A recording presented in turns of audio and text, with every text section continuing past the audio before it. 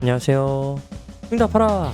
다시 영화 리뷰하는 금요일입니다. 오늘은 짜잔! 멋진 악몽이라는 영화에 대해서 리뷰해 볼 텐데요. 역시 네이버 시리즈 1에서 멤버십으로 봤던 영화예요. 지금 제가 본 이유는 멋진 악몽이라는 이 네 글자가 사실 말도 안 되는 말을 붙여놓은 거잖아요. 악몽은 좋지 않은 꿈인데 뭐가 멋질까요? 그래서 이제 이 영화를 봤더니 이 영화는 일본 영화예요. 짜잔. 네이버에서 검색을 이렇게 하시면은 멋진 악몽이라고 네이버에서 검색하셨을 때 8.23이라는 평점 굉장히 준수하고요. 그런데 여기 나오는 등장인물이 저희가 웬만큼 한 번씩 봤었던 영화 배우가 출연하게 됩니다. 아베 히로시, 타케우치 유코, 쿠사나기 치우시 굉장히 유명한 배우들이죠. 그리고 이 배우들이 굉장히 많이 나왔는데 간단하게 소개를 해드리면 여러분 유령이 있다는 걸 믿으세요? 저는 맨 처음에는 믿었는데 지금은 이 현실을 살아가는 게 더 무섭더라고요. 어떻게 좀 나와서 지금 이 경기가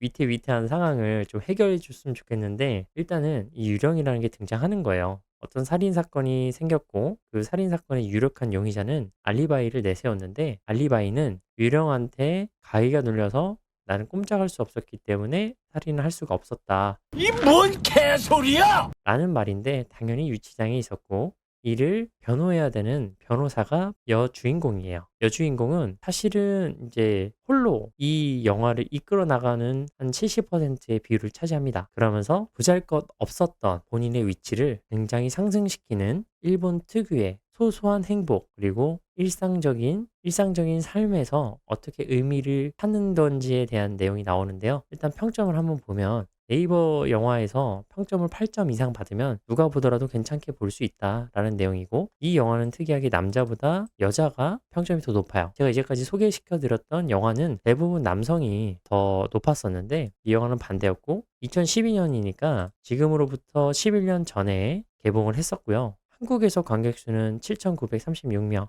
1만 명이 안 되네요.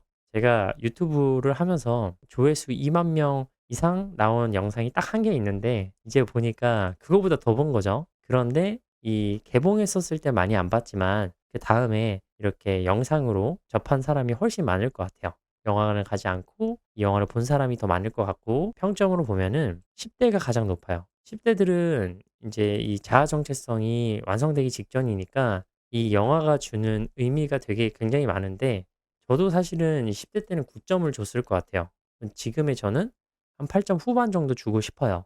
그리고 20대가 되면은 전 연령대에서 가장 낮은 점수를 받았는데 그렇다고 해도 8점 이상을 받았습니다. 그다음에 40대, 그다음에 30대, 그다음에 50대, 마지막 10대 이 순으로 이제 됐었는데 제가 이 영화를 보고 나서 느낀 거는 제가 그저께 영상을 올렸었죠. 그리고 요즘 블로그에서도 말을 하는데 본업에서는 이런 말을 많이 해요. 지금은 정답인데 지나고 나면 정답이 아닐 수 있습니다. 반대로 지금이 정답이 아닌데 시간이 지나면 선택한 게 정답이 될 수 있어요. 라는 말을 하는데 세상에 정답이 없다는 걸 깨닫고 나서 이 말을 되게 많이 쓰는 것 같아요. 예를 들어서 가격을 맞추는 거는 10만이 알 수 있겠죠. 근데 지금 뭐 코인이 어쨌고 뭐 양자 컴퓨터가 어쨌고 AI가 어쨌고 빅테크가 어쨌고 그리고 지금은 이제 금리가 최고 수준이기 때문에 채권을 매입해야 되는 시기다라고는 하지만 사실 미래가 어떻게 될 건지 저희는 힌트를 찾으려고 하는 거고 공부해서 이제 훈련을 시키는 거죠.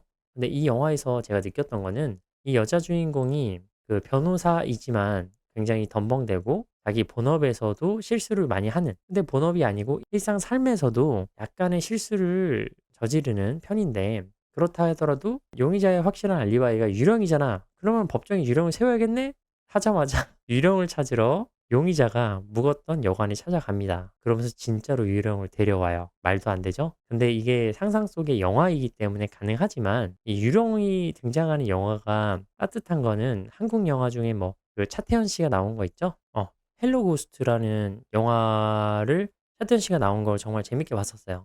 근데 이 유령 영화는 둘이 어떻게 보면 거의 비슷한데 여기는 300만 명이 봤었고 평점이 훨씬 더 높죠. 그거만큼 똑같은 영화가 등장했지만 이 일본 감성이 녹아져 있는 이 멋진 악몽이라는 영화는 영화관 개봉할 당시 좋은 평가를 받지 못했던 것 같아요. 그런데 저는 이 영화에 높은 점수를 주고 싶은데 그 이유가 뭐냐면 지금처럼 세상을 살아가다 보면은 저희가 대응할 수 없는 그 구간에 들어서게 되고 일명 스트레스를 받는 구간, 스트레스를 받으면 내가 성장하는 구간이라고 하죠. 그렇지만 막상 그 고난의 시련을 맞닥뜨리게 되면은 내가 나를 의심하게 되는 그런 순간을 이제 만나게 되잖아요. 그럴 때 포기하지 않고 앞으로 나아가려는 계속 가려고 하는 의지가 더 중요하다. 그러면서 결국 졌는데 지고 나서 아무것도 안 남았는데 의외로 힌트를 찾게 되고 결국에 최종 목적지에서 승리하게 되는 거죠.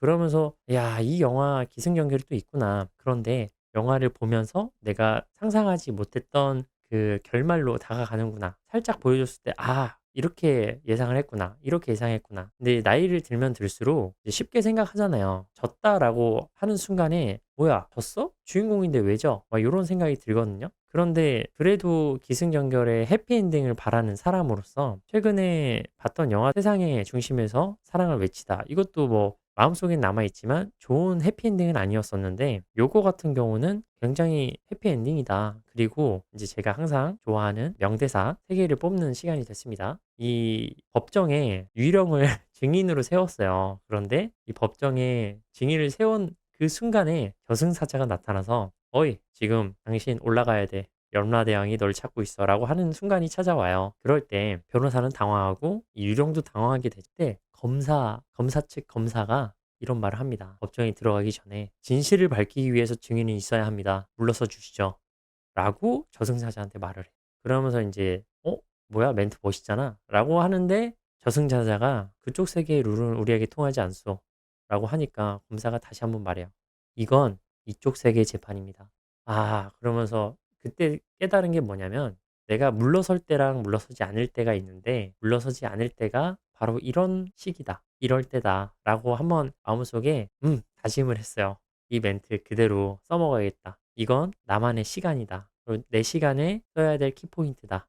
뭐 이런 식으로 응용해야 된다라는 생각이 들었고 저승사자는 이제 협박을 해요. 나를 적으로 만들면 죽은 후 괴로워질 텐데요. 라고 하니까 검사는 내가 협박에 굴할 사람으로 보입니까? 라고 이제 말을 하니 진실이 밝혀질 때까지 증인은 못 넘기니 물러가시오. 라고 말을 하는데 저승사자가 그냥 가만히 쳐다봐요. 그러더니 협력해 주셔서 감사합니다. 라고 말을 하고 하는데 아, 이 씬에서 검사가 진짜 멋있었던 것 같아요. 그리고 그 이렇게 도와준 것 때문에 유령이 검사한테 이렇게 말을 해요. 적이지만 고마웠어. 그리고 여자 주인공인 변호사도 이렇게 말을 하죠. 고맙습니다. 근데 왜 우리를 도와주세요? 라고 하니까 검사는 다시 한번 이런 말을 해요.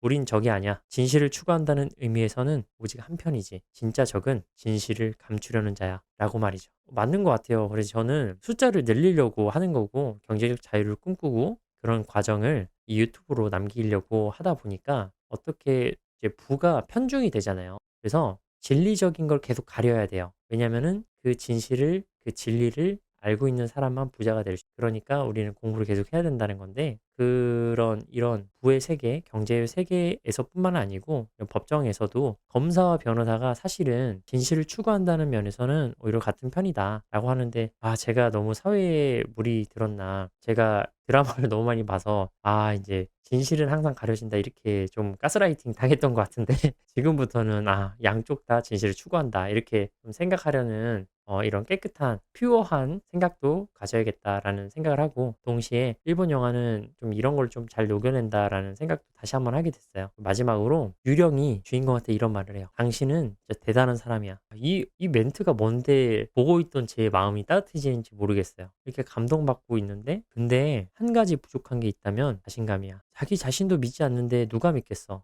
라는 말을 해요. 그래서 이 멘트에 또 한 방 먹었어요. 어떻게 보면은 이 영화 자체는 계속 희망을 주려고 하는 그런 메시지, 일본 감성 특유의 메시지가 들어가 있는데 이 멘트에 거의 무너졌던 것 같아요. 아, 이 영화 줄거리가 중요한 게 아니라 이런 흐름, 사람이 고난과 시련을 만나면 선택을 해야 돼요. 쉬운 길을 선택할 거냐, 어려운 길을 선택할 거냐. 그런데 쉬운 길을 선택하더라도 결국에 남는 건 하나도 없고 자괴감은 계속 들고 성장하지 못하죠. 그런데 그 속에서도 성장을 선택한다고 하더라도 과정이 깔끔한 건 아니에요. 오히려 힘들고 주변 사람과 멀어질 수 있어요. 근데 분명한 건 성장을 한다는 거예요. 그래서 이제 이 영화를 끝났는데 이 영화에는 유머 코드도 좀 들어가 있으니까 한번 보셨으면 좋겠어요. 근데 왜 제가 선택하는 거 이런 B급 영화인지 모르겠어요. 관객 수가 왜 굉장히 적네요. 이 영화 진짜 재밌게 봤거든요. 한국 감성이 아니라 일본 감성이라는 거. 그래서 인제 이 영화를 보면은 되게 유명한 배우들도 나왔고 지금 나오는 일본 드라마랑 별 차이가 없어 보인다라고 느끼기도 하고요. 그래서 '한번 봤으면 좋겠다.' 일본 법정은 이렇게 생겼나 봐요. 굉장히 좁아 보이고 이렇게 큰 재판은 저도 인제 드라마에서만 봤는데 약간 일본이랑 거의 비슷하고 한국은 요거 이 두 개가 속기사인 것 같아요. 가운데 있죠, 가운데. 예전에 무한도전에서 봤었는데 일본 재판의 그림은 요렇게 돼 있다. 그리고 이 헤이아치 아저씨가 유령이에요. 굉장히 재밌다는 거. 저는 진짜 왜 이렇게 재밌게 봤는지 모르겠어요. 더 이상 이제 검색해서 나올 수는 있는데 직접 한번 보시고 판단해 보시면 마음이 따뜻해질 수 있습니다. 언제 보면 내가 조금 약간 해이해졌거나 동기부여가 좀 떨어졌을 때 보면 진짜 좋은 것 같아요. 내가 힘들 때 다시 한번 "요시 가보자. 요쿠조!" 할 때 보면 진짜 좋을 것 같다. 코인 하시다가 이제 동기부여가 조금 최근에 위아래로 흔들면서 오늘 새벽에 제가 이 영상 준비하려고 딱 보니까 영화 보기 직전에 단테님이 벌써 올리셨더라고요. 고용률이 사실 너무 좋아 가지고 다시 인제 "나스닥이 엄청난 인제 공격을 받는 중이다." 뭐 이렇게 했는데 근데 이것도 사실 과정이니까 애초에 그 11월 달에 금리가 동결될 것 같은데 오늘 낮에 보니까 80%가 동결된다고 했었는데 아까 12 시쯤 보니까 61%가 동결이고 인상한다는 게 30%대로 올라왔더라고요. 이게 저희가 사는 삶이고 이 영화를 통해서 '이런 고통의 구간을 지나가야 된다.'라는 것도 느꼈습니다. 너무 재미나게 봤고 이 영화를 통해서 저도 에너지를 얻어서 내일 다시 한번 펠로폰네 소스를 다시 한번 준비해 가지고 깔끔하게 한번 올려 보겠습니다. 네, 오늘 여기까지였고요. 이제 한번 볼 생각이 들었거나 봐야겠다라고 생각이 드시면 좋아요와 구독으로 함께 해 주세요. 감사합니다. 다음에 또 만나요.